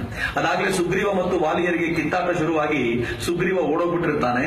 ಸುಗ್ರೀವ ವಾಲಿ ಎಂಟರ್ ಆಗದೆ ಇರುವಂತ ಜಾಗಕ್ಕೆ ಸೇರ್ಕೊಂಡ್ ಬಿಡ್ತಾನೆ. ಆದ್ರೆ ಯಾವಾಗ್ಲೂ ಅವನಿಗೆ ಎದುರಿಗೆ ಸುಗ್ರೀವ ವಾಲಿ ಯಾರನ್ನಾದ್ರೂ ಕಳಿಸ್ ನನ್ನನ್ನು ಅಪಹರಿಸ್ಕೊಂಡು ಹೋಗ್ಬಿಟ್ಟು ಆಮೇಲೆ ನನ್ನನ್ನು ಸಾಯಿಸಬಹುದೇನೋ ಅಂತ ಹೆದರ್ಕೊಂಡು ಕೂತಿರ್ತಾನೆ. ರಾಮ ಲಕ್ಷ್ಮಣರು ನಾರು ಮಡಿಯುಟ್ಟು ಬರುವಾಗ ಇವನ್ ಹೆದರ್ಕೊಂಡು ಓಡ್ಲಿಕ್ಕೆ ಶುರು ಮಾಡ್ತಾನೆ, ಯಾರೋ ಬಂದ್ರು ಅಂತ. ಹನುಮಂತನ ಕಳಿಸ್ಲಾಗತ್ತೆ, ನೋಡ್ಕೊಂಬ ಯಾರು ಅಂತ. ಹನುಮಂತ ಬಂದು ರಾಮನ ಬಳಿ ಮಾತಾಡ್ತಾನೆ. ಏನ್ ಸುಂದರವಾಗಿ ಮಾತನಾಡ್ತಾನೆ ಗೊತ್ತಾ? ನಿಮ್ಮನ್ನು ನೋಡಿದ್ರೆ ಒಂದು ರಾಜ್ಯವನ್ನು ಆಳಬೇಕಾಗಿರುವಂತ ವೀರರು ಅಂತ ಅನ್ಸುತ್ತೆ. ಆದ್ರೆ ನಾರು ಮಡಿ ಉಟ್ಕೊಂಡ್ ಬಂದಿದ್ದೀರಲ್ಲ, ಯಾಕಿಗೆ? ನೀವು ಇಷ್ಟು ಸೌಮ್ಯ ಪುರುಷರಾಗಿ ಕಾಣ್ತೀರಾ, ಆದ್ರೆ ಹೆಗಲ ಮೇಲೆ ಒಂದು ಬಿಲ್ಲು ಇಟ್ಕೊಂಡು ಬಾಣದ ಬತ್ತಳಿಕೆಯನ್ನು ಇಟ್ಕೊಂಡು ಬಂದಿದ್ದೀರಲ್ಲ, ಯಾಕೆ ಹಿಂಗೆ ಅಂತ ಅವನು ಎಷ್ಟು ಸುಂದರವಾಗಿ ಕೇಳ್ತಾನೆ ಅಂದ್ರೆ ಆಶ್ಚರ್ಯ. ಮುಂದಿನ ಸಾಲ ಬಹಳ ಚೆನ್ನಾಗಿದೆ. ರಾಮ ಅವನ ಮಾತು ಮುಗಿದ ನಂತರ ಪಕ್ಕದಲ್ಲಿ ಲಕ್ಷ್ಮಣನಿಗೆ ಎದ್ದಿರಿದು ಹೇಳ್ತಾನೆ, ಲಕ್ಷ್ಮಣ, ಇವನು ಮಾತಾಡುತ್ತಿರುವಂತ ಮಧುರವಾದ ಮಾತುಗಳನ್ನ ನೋಡಿದರೆ ಇವನು 4 ವೇದಗಳನ್ನ ಕಲಿತವಂತರ ಕಾಣ್ತಾನೆ ಅಂತಪ್ಪ. ಏನ್ ಚೆನ್ನಾಗಿದೆ ಮಾತಿದು. ಮಾತಿನ ಮಾಧುರ್ಯದಲ್ಲಿ ರಾಮನಿಗೆ ಗೊತ್ತಾಯ್ತು 4 ವೇದಗಳನ್ನ ಕಲಿತವನು ಅಂತ. ಅದಕ್ಕೆ ಹೇಳ್ತಾರಲ್ಲ, ನಾಲ್ಗೆ ಕುಲ ಹೇಳುತ್ತೆ ಅಂತ. ಹಿಂಗೆ ಅದು ಒಳ್ಳೆ ಮಾತುಗಳನ್ನು ಆಡೋದ್ರಿಂದ ಎಂಥ ಶ್ರೇಷ್ಠ ವ್ಯಕ್ತಿ ಇವನು ಅಂತ ಗೊತ್ತಾಯ್ತು ಅಂತ ಹನುಮಂತನಿಗೆ ಹೇಳಾಯ್ತು. ಹನುಮಂತ ಈ ತರದ ವ್ಯಕ್ತಿ. ಎರಡನೇದವನು ಹೇಳ್ತಾನೆ, ವ್ಯಾಕರಣಬದ್ಧವಾಗಿ ಇವನು ಮಾತಾಡೋದ್ರಲ್ಲಿ ಒಂದೂ ತಪ್ಪಿಲ್ಲದೆ ಇರೋದು ನೋಡಿದ್ರೆ ವ್ಯಾಕರಣವೂ ಇವನಿಗೆ ಗೊತ್ತಿದೆ ಅಂತ. ಸಾಮಾನ್ಯವಾದ ವ್ಯಕ್ತಿ ಅಲ್ಲ ಲಕ್ಷ್ಮಣ, ಅವನಿಗೆ ನಾವು ಯಾರು ಅಂತ ಹೇಳಿ ಅವನ ಹತ್ರ ಏನಾಗಬೇಕು ಕೇಳಕು ಅಂತ ಹೇಳಿ ಲಕ್ಷ್ಮಣನ್ಗೆ ಹೇಳ್ಕೊಳ್ತಾನೆ.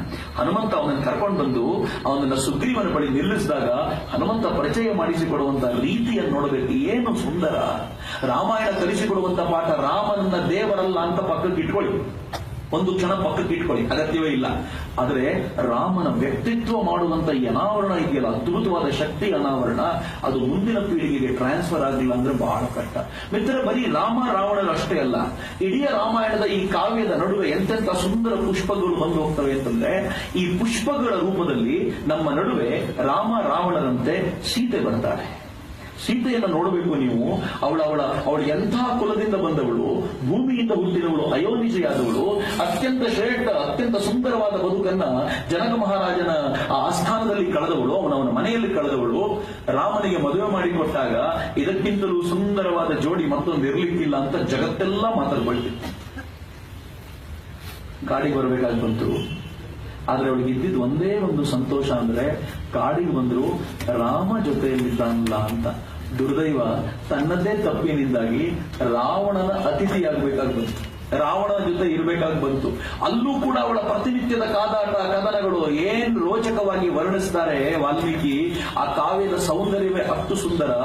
ಈ ಕಡೆ ಸೀತೆ ಹೇಗೋ ಅಷ್ಟೇ ದೊಡ್ಡ ಮಟ್ಟದ ತಪಸ್ಸಿದೆಯಲ್ಲ, ಅದು ಊರ್ಮಿಳೆಯದು. ನಾವೆಲ್ಲ ಕೂತ್ಕೊಂಡು ರಾಮನವಮಿ ಎಲ್ಲ ಮಾಡ್ತೀವಲ್ಲ, ರಾಮನ ಗುಣಗಾನ ಮಾಡ್ತೀವಲ್ಲ, ಯಾವತ್ತಾದ್ರೂ ಯೋಚನೆ ಮಾಡಿದ್ದೀವೇನು? ಲಕ್ಷ್ಮಣ, ರಾಮ ಏನೋ ತನ್ನ ಹೆಂಡತಿನ ಕರ್ಕೊಂಡು ಬಂದ, ಲಕ್ಷ್ಮಣ ತನ್ನ ಹೆಂಡತಿನ ಅಲ್ಲೇ ಬಿಟ್ಟು ಬಂದ್ಬಿಟ್ನಲ್ಲ, ಅವಳು ಏನ್ ಮಾಡಿದ್ದಿರ್ಬೇಕು 14 ವರ್ಷ.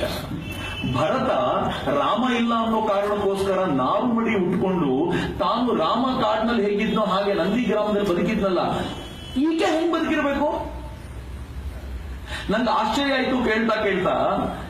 ಇಂದ್ರಜಿತ್ತಿಗೆ ಒಂದು ವರ ಇತ್ತಂತೆ, ಯಾರು ನಿದ್ದೆಯನ್ನ ಗೆದ್ದಿರ್ತಾನೋ, ನಿದ್ದೆಯೇ ಮಾಡಲ್ವೋ ಅವನು ಮಾತ್ರ ನಿನ್ನನ್ನು ಕೊಲ್ಲಲಿಕ್ಕೆ ಸಾಧ್ಯ, ಇನ್ಯಾರು ಅಲ್ಲ ಅಂತ. ಈ ವರ ಈ ಲಕ್ಷ್ಮಣನಿಗೆ ಹೆಂಗೆ ಸಿದ್ಧಿ ಆಯ್ತು ಅಂತಂದ್ರೆ, ತನ್ನ ಅಣ್ಣ ಮತ್ತು ಅತ್ತಿಗೆಯರು ಯಾವಾಗ್ಲೂ ವನದಲ್ಲಿ ಸಂಚರಿಸ್ತಾ ಇರ್ತಾರೆ, ನಾನು ಒಂದು ಕ್ಷಣ ಮಲ್ಕೊಂಡ್ರೆ ಅವ್ರಿಗೆ ತೊಂದರೆ ಆಗುತ್ತೆ, ಹೀಗಾಗಿ ತಾನು ನಿದ್ದೆ ಮಾಡಬಾರದು ಅಂತ ತಪಸ್ಸು ಮಾಡಿ ನಿದ್ರಾದೇವಿಯನ್ನ ಕರೆದು 14 ವರ್ಷ ನನ್ನನ್ನು ಮರೆತು ಬಿಡು ಅಂತ ಕೇಳಿದಂತೆ. ಏನ್ ಚೆನ್ನಾಗಿದೆ ಯೋಚನೆ ಮಾಡಿ.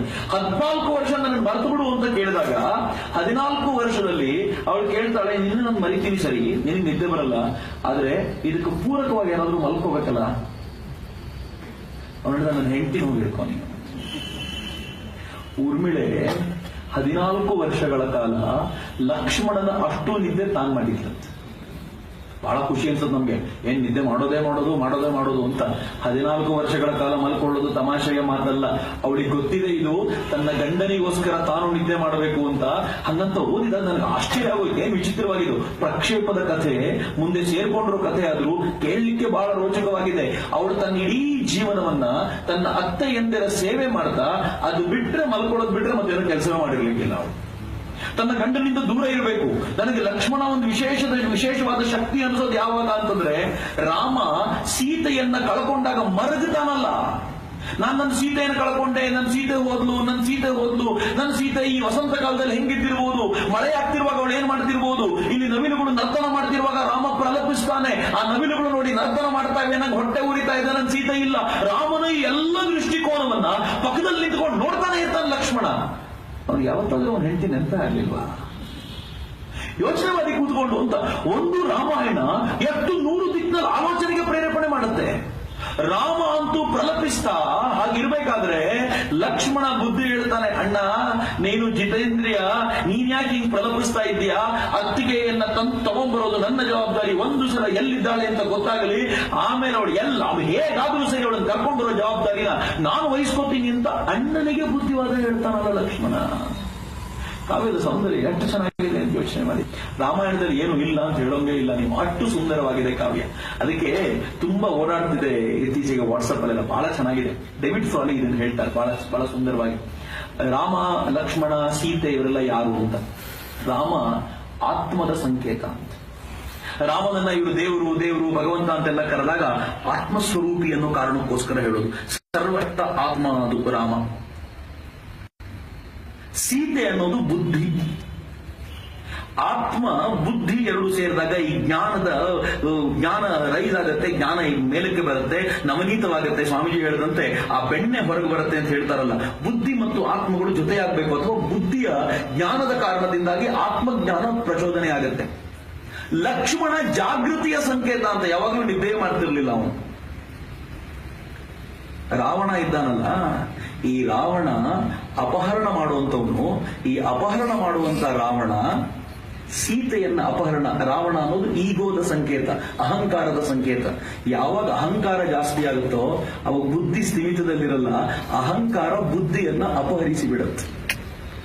ಬುದ್ಧಿ ಅನ್ನೋದು ಸೀತೆ, ಅಹಂಕಾರ ಅನ್ನೋದು ರಾವಣ ಬುದ್ಧಿಯನ್ನ ಅಪಹರಿಸಿದಾಗ ಒಳಗಿದ್ದಂತ ಆತ್ಮ ವಿಲ ಒದ್ದಾಡದಂತೆ, ಇವ್ ನನ್ನನ್ನು ಅರಿತುಕೊಳ್ಬೇಕಿತ್ತು, ಅರಿತುಕೊಳ್ಳಿಕ್ ಆಗ್ತಿಲ್ಲ, ಸೇರ್ಲಿಕ್ಕೆ ಆಗ್ತಿಲ್ಲ ಅಂದಾಗ ಈ ಜಾಗೃತಿ ಸದಾ ಎಚ್ಚರಿಕೆಯಲ್ಲಿಟ್ಟಿರುತ್ತಂತೆ. ಲಕ್ಷ್ಮಣ ತಾನೂ ಮಲಗದೆ ಸದಾ ಎಚ್ಚರಿಕೆಯಲ್ಲಿಟ್ಟಿರ್ತಾನೆ.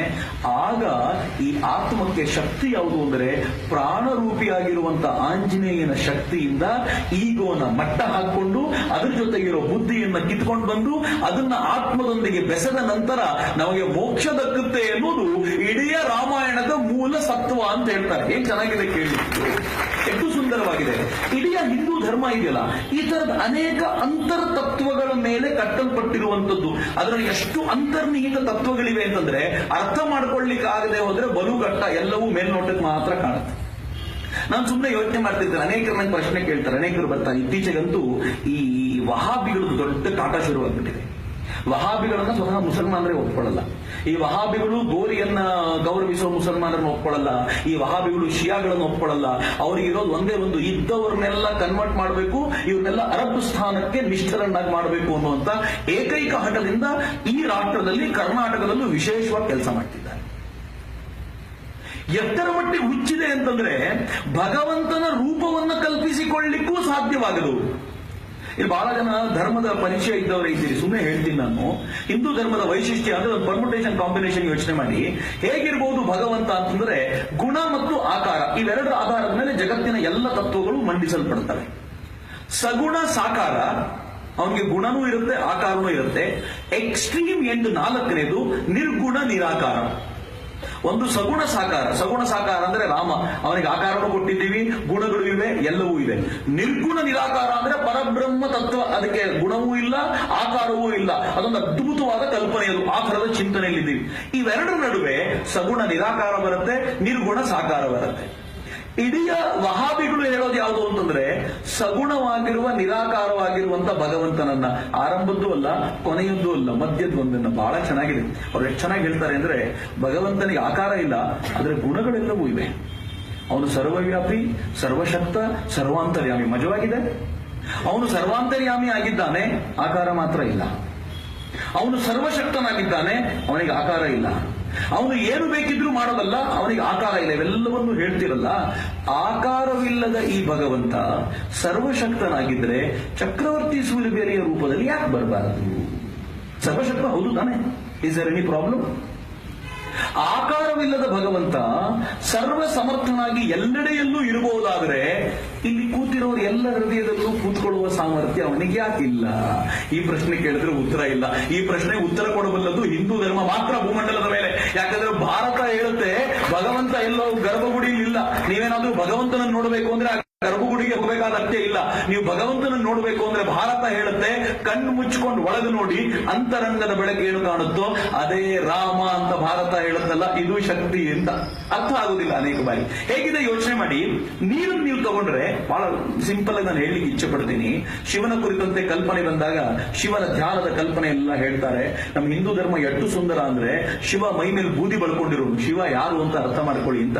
ಶಿವ ಮೈ ಮೇಲೆ ಯಾವಾಗ್ಲೂ ಬೂದಿ ಬಳ್ಕೊಂಡಿರೋನು. ನಿವೇದಿತ ಹೇಳ್ತಾಳೆ, ಹಿಮಾಲಯಕ್ಕೆ ಹೋದವನಿಗೊಬ್ಬನಿಗೆ ಇಡೀ ಹಿಮಾಲಯ ಶಿವನಂತೆ ಕಾಣುತ್ತಂತೆ. ಯಾಕಂದ್ರೆ ಇಡೀ ಹಿಮಾಲಯ ಮೈ ತುಂಬ ಬೂದಿ ಬಳ್ಕೊಂಡಿರುವಂತ ಆಕಾರ ಅಂತ. ಕಲ್ಪನೆ ಎಷ್ಟು ಚೆನ್ನಾಗಿದೆ ನೋಡಿ. ಆ ಹಿಮಾಲಯ ಎಷ್ಟು ಎತ್ತರಕ್ಕೆ ನಿಂತಿದೆ, ಅಖಂಡವಾಗಿ ಅಲುಗಾಡದೆ ನಿಂತಿದೆ ಅಂತಂದ್ರೆ ನಿಶ್ಚಲ ಸ್ಥಿತಿಯಲ್ಲಿರುವಂತ ಧ್ಯಾನಸ್ಥ ಶಿವನ ಕಲ್ಪನೆಯನ್ನು ಕಟ್ಟಿಕೊಡುತ್ತೆ ಅಂತ. ಶಿವನ ಮನೆಯನ್ನು ನೀವು ನೋಡಬೇಕು. ಇಡೀ ಕಾಡಿನಲ್ಲಿರುವಂತ ಎಲ್ಲ ಪ್ರಾಣಿಗಳನ್ನು ಸಾಕೊಂಡಿದ್ದಾನೆ. ಅವನು ಅಷ್ಟು ಹತ್ರ, ಸ್ನಾನಕ್ಕೂ ಹತ್ರ, ಪ್ರಕೃತಿಗೂ ಹತ್ರ, ಅಷ್ಟು ಹತ್ತಿರ ಇರುವಂಥದ್ದು. ಈ ಕಲ್ಪನೆ ಇಟ್ಕೊಂಡು ನಾವು ಹೇಳ್ತಾ ಹೋದ್ರೆ ಆಡ್ಕೊಳ್ಳುವಂಥವ್ರು ಅನೇಕರು ಹುಟ್ಕೊಳ್ತಾರೆ. ಅವರಿಗೆ ತತ್ವದ ಪರಿಚಯವೇ ಆಗಲ್ಲ. ಯೋಚನೆ ಮಾಡಿ, ನೀರನ್ನು ನೀವು ಇಟ್ಕೊಂಡ್ರೆ ನೀರು ಇದೆ, ನೀರು ಐಸ್ ಆಗಬಲ್ಲದು, ನೀರು ಆವಿಯೂ ಆಗಬಲ್ಲದು. ಆದರೆ ಆವಿಗೂ ನೀರಿಗೂ ಸಂಬಂಧ ಇಲ್ಲ ಅಂದ್ರೆ ಅವನಿಗಿಂತ ಮೂರ್ಖ ಮತ್ತೊಬ್ಬನಿಲ್ಲ. ಆವಿಯ ರೂಪದಲ್ಲಿರುವಂತ ಈ ವಾತಾವರಣದಲ್ಲಿರುವಂತ ಇದನ್ನ ನೀವು ಘನೀಭವಿಸಿದ್ರೆ ಅದನ್ನ ನೀರು ಮಾಡ್ಕೊಳ್ಬಹುದು. ಇನ್ ಸ್ವಲ್ಪ ಘನೀಭವಿಸುವಂತೆ ಮಾಡಿದ್ರೆ ಐಸ್ ಮಾಡ್ಕೊಳ್ಬಹುದು. ಒಂದೇ ನೀರು, ಒಂದೇ ಐಸು ಭಿನ್ನ ಭಿನ್ನ ಭಿನ್ನ ರೂಪಗಳಲ್ಲಿರುತ್ತೆ. ನೀವು ಐಸನ್ನ ನೀರಿನ ಸೃಷ್ಟಿಗೋಸ್ಕರ ಬೇಕಾಗಿರುವಂತ ವಸ್ತು ಅಂತ ಭಾವಿಸೋದಾದ್ರೆ ಸೃಷ್ಟಿ ಕಾರ್ಯಕ್ಕೋಸ್ಕರ ಬೇಕಾಗಿರುವ ಬ್ರಹ್ಮ ಅಂತ ಇಟ್ಕೊಳ್ಳಿ. ನೀವೇನಾದ್ರೂ ನೀರನ್ನ ನೀವು ಈಗ ನಮಗೆ ಜೀವಜಲಕ್ಕೆ ಜೀವಜಲ ಅಂತ ಭಾವಿಸಿಕೊಳ್ಳೋದಾದ್ರೆ ಈ ನೀರು ವಿಷ್ಣು ಆಗ್ತಾನೆ. ಈ ನೀರು ಆವಿಯಾಗಿ ಪ್ರಳಯದ ರೌದ್ರಾವತಾರದ ದೃಷ್ಟಿಯಿಂದ ನೀವು ಕಲ್ಪನೆ ಮಾಡ್ಕೊಳ್ಳೋದಾದ್ರೆ ಇದೇ ಶಿವರೂಪಿ ಏರ್ಪಡುತ್ತೆ. ಈ ಯೋಚನೆ ಮಾಡಿ. ನಾನು ಸುಮ್ಮನೆ ಅಂದಾಜಿಗೋಸ್ಕರ ಹೇಳ್ತಿರೋದು. ಇವೆಲ್ಲದರ ನಡುವೆ ಒಂದೇ ಒಂದು ಸೂಕ್ಷ್ಮ ತತ್ವ ಅಂತ ಭಾವಿಸೋದಾದ್ರೆ ಇವೆಲ್ಲದರ ಒಳಗೂ ಒಂದು ಶಕ್ತಿ ಇದೆ. ಅದು 2 ಹೈಡ್ರೋಜನ್, 1 ಆಕ್ಸಿಜನ್, H2O. ಈ 3 ಆಟಮ್ಗಳು ಸೇರಿ ನೀರಾಗಿರೋದು, ಐಸು ಆಗಿರೋದು, ಆವಿಯೂ ಆಗಿರೋದು. ನೀವೇನಾದ್ರೂ ಒಳಗಿರೋ ಈ ತತ್ವವನ್ನ ತೆಗೆದುಬಿಟ್ರೆ, ಸತ್ವವನ್ನ ತೆಗೆದುಬಿಟ್ರೆ ನೀರು ಇಲ್ಲ, ಆಕ್ಸಿಜನ್ ಇಲ್ಲ, ಐಸು ಇಲ್ಲ, ಏನೂ ಇಲ್ಲ. ಒಳಗಿರೋ ತತ್ವ ಹೋಗ್ಬಿಡತ್ತೆ. ಭಾರತ ಅವನು ಶಿವನಾಗಿರ್ಲಿ, ವಿಷ್ಣುವಾಗಿರ್ಲಿ, ರಾಮನಾಗಿರ್ಲಿ, ಕೃಷ್ಣನಾಗಿರ್ಲಿ, ಎಲ್ಲರ ಒಳಗಿರುವ ಒಂದು ತತ್ವದ ಹುಡುಕಾಟಕ್ಕೋಸ್ಕರ ನಮ್ಮನ್ನೇನು ಪ್ರೇರೇಪಿಸುತ್ತಲ್ಲ, ಅದು ಭಾರತದ ಅತ್ಯಂತ ವೈಜ್ಞಾನಿಕವಾದ ಹಿಂದೂ ಧರ್ಮ ಅಂತ ನಾನು ಯಾವಾಗಲೂ ಭಾವಿಸೋದು. ನಾನು ಯಾಕೆ ನಿಮಗೆ ಇಷ್ಟು ಕಳಕಳಿಯಿಂದ ಹೇಳ್ಕೊಳ್ತೀನಿ ಅಂತಂದ್ರೆ, ಈ ಈ ಈ ಮತಾಂತರದ ವಾದಿಗಳು ಎಷ್ಟರ ಮಟ್ಟಿಗೆ ನಮ್ಮ ಮನೆ ಒಳಗೆ ಇಣುಕು ಬಿಟ್ಟಿದ್ದಾರೆ ಅಂತಂದ್ರೆ, ಕಾಲೇಜಿಗೆ ಹೋಗುವಂತ ನಿಮ್ಮ ಹುಡುಗನಿಗೆ ಒಂದ್ 2 ಪ್ರಶ್ನೆ ಅವರು ಕೇಳಿದರೆ ಕಾಲೇಜಿಗೆ ಹೋಗುವಂತ ಹುಡುಗ ಉತ್ತರಿಸಲಿಕ್ಕಾಗದೆ ನಿಮ್ಮ ದೇವರ ಕೋಣೆಗೂ ಕಾಲಿಡದೆ ತನ್ನೊಳಗೆ ತಾನು ಮತಾಂತರವಾಗಿರೋದನ್ನ 4-5 ವರ್ಷಗಳ ನಂತರ ಗುರುತಿಸಿ ಕಣ್ಣೀರಿಡಬೇಕಾದಂತ ಸ್ಥಿತಿ ಇದೆ. ಬಹಳ ಗಂಭೀರವಾದ ಎಚ್ಚರಿಕೆಯನ್ನು ನಾನು ಹಿನ್ನೆಲೆಯಲ್ಲಿ ಕೊಡ್ತಿದ್ದೀನಿ. ರಾಮನವಮಿ ಅಂತಂದ್ರೆ ರಾಮನ ಪೂಜೆ ಮಾಡೋದು ಅಥವಾ ರಾಮನ ಪಾನಕ ಸೇವಿಸಿ ಆನಂತರ ಒಂದಷ್ಟು ಕೋಸಂಬರಿ ರಾಮನವಮಿ ಮುಗಿಲಿಲ್ಲ ಅಂತ. ರಾಮನನ್ನ ಪರ್ಮನೆಂಟ್ ಆಗಿ ಈ ದೇಶದ ತಾರುಣ್ಯದ ಹೃದಯದಲ್ಲಿ ಉಳಿಸುವಂತ ದೊಡ್ಡ ಜವಾಬ್ದಾರಿಯು ಈಗಿನ ತರುಣರ ಮೇಲಿದೆ ಅಂತ ಅದಕ್ಕೋಸ್ಕರ ನಾನು ಕಳಕಳಿಯಿಂದ ಕೇಳ್ಕೊಳ್ತಿರೋದು. ಹಿಂದೂ ಧರ್ಮವನ್ನ ಮತ್ತೊಮ್ಮೆ ನಮ್ಮ ಮುಂದಿನ ಪೀಳಿಗೆಗೆ ವ್ಯಾಖ್ಯಾನಿಸಿ ಅರ್ಥೈಸಿ ಕೊಡ್ಲಿಲ್ಲ ಅಂತಂದ್ರೆ ಇವರು ಕೇಳುವ ಪ್ರಶ್ನೆಗಳಿಗೆ ಉತ್ತರಿಸದೆ ನನ್ನ ಧರ್ಮ ಕೊರತೆ ಇದೆ ಅಂತ ಭಾವಿಸ್ಕೊಂಡು ಕೂತು ಬಿಡ್ತಾರೆ ಅಂತ, ನನ್ನ ಧರ್ಮದಲ್ಲಿ ಇಲ್ಲ ಅಂತ ಭಾವಿಸ್ತಾರೆ ಅಂತ. ಇತ್ತೀಚೆಗೆ ಒಬ್ಬ ಹುಡುಗ ಸಿಕ್ಕಿದ ನನಗೆ, ಇನ್ನೊಂದು 4 ವರ್ಷ ಕಳೆದ್ರೆ ಸನ್ಯಾಸಿಗೆ ಆಗ್ಬಿಡ್ತಿದ್ದ ಆಲ್ಮೋಸ್ಟ್. ಆದ್ರೆ ಆಮೇಲೆ ಏನಾಗಿದೆ ಗೊತ್ತಾ, ಅವನು ಅಲ್ಲಿಂದ ಸ್ವಲ್ಪ ಕೆಳಕ್ಕೆ ಬಂದಿದ್ದಾನೆ, ಕಾಲೇಜಿಗೆ ಹೋಗ್ಬೇಕಾದ್ರೆ ಮಾತನಾಡಿಸಿದ್ದಾನೆ, ಒಂದಷ್ಟು ಜನ ಅವನನ್ನು ಕರ್ಕೊಂಡು ಹೋಗಿ ಪೂರ್ತಿ ಕನ್ವರ್ಟ್ ಮಾಡಿ ಮುಸಲ್ಮಾನ್ ಆಗಿಯೇ ಬಿಟ್ಟ. 3-4 ವರ್ಷ ಕಳೆದಿದ್ರೆ ಸನ್ಯಾಸಿಗೆ ಆಗಿರ್ತಿದ್ದ ಹುಡುಗ ಅವನು ಇಲ್ಲಿಗೆ ಬಂದು ಮುಸಲ್ಮಾನ್ ಆಗಿ ಕನ್ವರ್ಟ್ ಆಗಿ ಎಷ್ಟರ ಮಟ್ಟಿಗೆ ಹಿಂದೂ ಧರ್ಮದ ವಿರುದ್ಧ ಚಿಂತನೆಗಳನ್ನು ಅವನು ಪ್ರೊಡ್ಯೂಸ್ ಮಾಡಿದ ಅಂದ್ರೆ, ನಮ್ಮ ಸಂಪರ್ಕ ಬಂದ ನಂತರ ಈಗ ವಾಪಸ್ ಕರ್ಕೊಂಡು ದೊಡ್ಡ ಪ್ರಯತ್ನದಲ್ಲಿದ್ದೀವಿ. ಅದನ್ನು ಕೇಳಿದ ಮೇಲೆ ನನಗೆ ಅನ್ನಿಸ್ತಾ ಇದೆ, ಸಮಾಜದಲ್ಲಿ ಹಿಂದೂ ಧರ್ಮದ ಕುರಿತಂತೆ ಚಿಂತನೆಯನ್ನು ಸಮರ್ಥವಾಗಿ ಮೂಡಿಸದೆ ಹೋದರೆ ಬರಲಿರೋ ದಿನಗಳು ಭಯಾನಕವಾಗಲಿಕ್ಕಿವೆ ಅಂತ. ಬರಲಿರೋ ದಿನಗಳ ಯಾವ ಹಿಂದೂ ಧರ್ಮವನ್ನ ನಾಶ ಮಾಡಬೇಕು ಅಂತ 1000 ವರ್ಷಗಳ ಕಾಲ ಮುಸಲ್ಮಾನ್ ಸೈನ್ಯ ಪ್ರಯತ್ನ ಪಡ್ತೋ, ಯಾವ ಹಿಂದೂ ಧರ್ಮವನ್ನ ನಾಶ ಮಾಡಬೇಕು ಅಂತ 200 ವರ್ಷಗಳ ಕಾಲ ಬ್ರಿಟಿಷರು ಅಲಿಯಾಸ್ ಕ್ರಿಶ್ಚಿಯನ್ರು ಟ್ರೈ ಮಾಡಿದ್ರು, ಆಗ್ಲೂ ಸಾಧ್ಯ ಆಗಲಿಲ್ವೋ, ನಿಮ್ಮ ಕಾಲದಲ್ಲಿ ಒಂದು ದೊಡ್ಡ ಪ್ರಯತ್ನವನ್ನು ಇವರು ಹಾಕ್ತಿದ್ದಾರೆ. ಫೈನಲ್ ವಾರ್ ತರ ಮಾಡ್ತಿದ್ದಾರೆ. ಅದು ಎಲ್ಲಿಗೆ ಬಂದು ಈ ವಾರ್ ಮುಟ್ಟುತ್ತೆ ಅಂತಂದ್ರೆ, ಇದು ಬಾರ್ಡರ್ ಅಲ್ಲಿ ನಡೀತಾ ಇಲ್ಲ, ನಮ್ಮ ಮನೆಯ ಒಳಗೆ ನಮ್ಮದ್ದೇ ಮಗನನ್ನ ನಮ್ಮದ್ದೇ ಮಗಳನ್ನ ಎಳ್ಕೊಂಡು ಹೋಗುವಂತ ಒಂದು ದೊಡ್ಡ ವಾರ್ ಶುರು ಆಗುತ್ತೆ. ಬಹಳ ಸಿಂಪಲ್ ಆಗಿ ನಡೆಯುತ್ತೆ. ನಮ್ಗೊಂದು ದೊಡ್ಡ ಕೊರತೆ ಇದೆ, ಅದು ನಿಮ್ಮ ಜೊತೆ ಹಂಚ್ಕೊಳ್ತೀನಿ, ಹಂಚ್ಕೊಂಡ್ರೆ ನನ್ನ ಕರ್ತವ್ಯ ಮುಗಿಯುತ್ತೆ ಅಂತ ನಾನು ಭಾವಿಸ್ತೇನೆ. ಯಾಕೆಂದ್ರೆ ಒಂದು ದೊಡ್ಡ ಕಾವ್ಯದ ರಸಾಸ್ವಾದನೆ ಮಾಡ್ತಾ ಪ್ರಸ್ತುತ ಪರಿಸ್ಥಿತಿಯನ್ನು ನಾನು ಅರ್ಥೈಸಲಿಲ್ಲ ಅಂತಂದ್ರೆ ಬಹುಶಃ ನಾನು ದೊಡ್ಡ ತಪ್ಪನ್ನು ಮಾಡ್ಕೊಳ್ತೀನಿ. ಯಾರಾದ್ರೂ ಒಬ್ಬ ಸಂಕಟದಲ್ಲಿದ್ದಾನೆ ಅಂತ ಆದ್ರೆ, ಅವನಿಗೆ ತೊಂದರೆ ಇದೆ ಅಂತ ಆದ್ರೆ, ಮತ್ತೊಬ್ಬ ಮುಸಲ್ಮಾನ ತಕ್ಷಣಕ್ಕೆ ಜೊತೆಯಾಗ್ತಾನೆ, ಅವನ ಜೊತೆಯಲ್ಲಿ ನಿಂತ್ಕೊಳ್ತಾನೆ, ಅವನ ಸಹಕಾರಕ್ಕೆ ಬರ್ತಾನೆ.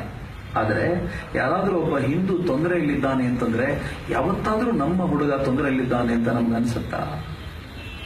ನಾನು ತಿನ್ನೋದ್ರಲ್ಲಿ ಒಂದು ತುತ್ತು ಊಟವನ್ನು ಕೊಡಬಹುದು ಅಂತ ನಮ್ಗೆ ಅನ್ಸುತ್ತಾ? ಖಂಡಿತವಾಗಿಯೂ ಅನ್ಸಲ್ಲ. ನಾವು ಅವನು ತೊಂದರೆಯಲ್ಲಿದ್ದಾನೆ ಅಂತ ಗೊತ್ತಾದ ತಕ್ಷಣ ಯಾವ ಜಾತಿಯವನಂತೆ ಅವನು ಅಂತ ಮೊದಲು ಕೇಳ್ಕೊಳ್ತೀವಿ. ಜಾತಿಯವನು ಗೊತ್ತಾದ ಮೇಲೆ ಸಬ್ ಕಾಸ್ಟ್ ಯಾವ್ದಂತೆ ಸ್ವಲ್ಪ ನೋಡು ಅಂತ. ಸಬ್ ಕಾಸ್ಟ್ ಗೊತ್ತಾದ ಮೇಲೆ ನಮ್ಮ ರಿಲೇಟಿವ್ಸ್ ಯಾರಾದ್ರೂ ಇದ್ದಾರ ನೋಡು ಹತ್ತಿರದಲ್ಲಿ ಅಂತ. ರಿಲೇಟಿವ್ ಅಂದ್ರೆ ಅವರು ಸಹಾಯ ಮಾಡಬಹುದಿತ್ತು, ನಾವ್ಯಾಕೆ ಮಾಡಬೇಕು ಅಂತ. ನಾವು ಎಷ್ಟು ದೂರದಲ್ಲಿದ್ದೀವಿ ಅಂತಂದ್ರೆ, ನಾವೆಲ್ಲ ಓಡ್ತಾ ಇರೋ ಓಟ ಇದೆಯಲ್ಲ, ಇದು ಯಾವುದು ಧರ್ಮವನ್ನ ಕಟ್ಟುವ ಓಟ ಅಲ್ಲ. ನೆನ್ಪಿಟ್ಕೊಳ್ಳಿ, ನಾವೇನಾದ್ರೂ ಧರ್ಮವನ್ನ ಕಳೆದುಕೊಂಡ್ರೆ 58 ವರ್ಷ ಏನಾಯ್ತಲ್ಲ ಇದಕ್ಕೆ, ಈ 58 ವರ್ಷ ಯಾಕಾಗಿದೆ ಅಂದ್ರೆ 58 ವರ್ಷ ಈ ಏರಿಯಾದಲ್ಲಿ ಹಿಂದೂ ಧರ್ಮ ಚೆನ್ನಾಗಿ ಉಳಿದಿದೆ ಅಂತ. ಅಕಸ್ಮಾತ್ ಉಳಿದಿಲ್ಲ ಅಂತಂದ್ರೆ ಇಲ್ಲಿ ರಾಮನ ಪೂಜೆಗೆ ಅವಕಾಶವಿಲ್ಲ. ಪಶ್ಚಿಮ ಬಂಗಾಳದಲ್ಲಿ ದುರ್ಗಾ ಪೂಜೆ ಮಾಡ್ತಾ ಇದ್ದ ಪೆಂಡಾಲಗಳ ಮೇಲೆ ದಾಳಿ ಮಾಡಿ ದುರ್ಗೆಯ ಮೂರ್ತಿಯನ್ನ ಕಾಲಿನಿಂದ ತುಳಿದು ಒಡೆದು ಹಾಕಲಾಗಿದೆ. ಉತ್ತರ ಕೊಡ್ಲಿಕ್ಕೆ ಇದುವರೆಗೂ ಆಗಲಿಲ್ಲ. ಬಿಲೀವ್ ಮೀ, ದುರ್ಗಾ ಪೂಜೆ ಮುಗಿದು 4-5 ತಿಂಗಳಾಯ್ತು. ಗಮನಿಸ್ತಾನೆ ಇದೆ ಯಾರಾದ್ರೂ ಉತ್ತರ ಕೊಡ್ಬೋದಾ ಅಂತ, ಇದುವರೆಗೂ ಉತ್ತರ ಕೊಡ್ಲಿಕ್ಕೆ ಆಗಲಿಲ್ಲ. ಯಾಕಾಗ್ಲಿಲ್ಲ ಅಂತಂದ್ರೆ ಆ ಕಟ್ಟಡತನ ನಮ್ಮ ಸೋತ್ ಹೋಗ್ತಾ ಇದೆ, ಅದ್ರಲ್ಲಿ ನಾವು ಕಳ್ಕೊಳ್ತಾ ಇದ್ದೀವಲ್ಲ, ಇದು ಬಹಳ ದುರ್ದೈವದ ಸಂಗತಿ ಅಂತ ನಾನು ಈ ಕಾರಣಕ್ಕೋಸ್ಕರ ಕಳಕಳಿಯಿಂದ ಕೇಳ್ಕೊಳ್ತೀನಿ. ರಾಮ ಅಂತಂದಾಗ ರಾಮ ಅತ್ಯಂತ ಶ್ರೇಷ್ಠ ಯೋಧ ಅನ್ನೋದು ಅಂತ. ರಾಮ ಬಿಲ್ಲನ್ನ ಯಾವಾಗ್ಲೂ ಹೆಗಲಿಗೆ ಹಾಕೊಂಡು ತಿರುಗಾಡ್ತಿದ್ನಂತ.